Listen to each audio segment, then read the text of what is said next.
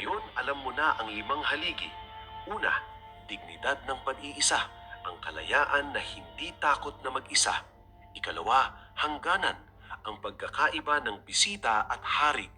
Ikatlo, emosyonal na kalayaan, ang peace na hindi umaasa sa iba. Ikaapat, respeto sa distansya, ang healthy space na nagpe-preserve ng galang. At ikalima, sariling sandigan, ang ipon at isip na hindi pangako. At ang tanong ngayon, bakit kailangan mong buuin ang limang haligi na ito? Kasi ang pagtanda ay hindi tungkol sa edad. Ang pagtanda ay tungkol sa kung paano ka magiging matanda. May dalawang uri ng matatanda. Ang una, ang matatandang dependent, umaasa sa iba, takot na mag-isa, walang sariling sandigan, walang kahangganan, walang emosyonal na kalayaan.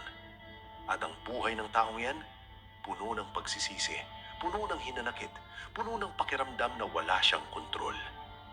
Ang pangalawa, ang matatandang malaya. May sariling mundo, may sariling ipon, may sariling strength, may dignity, may respeto. At ang buhay ng taong yan, peaceful, fulfilled, may control,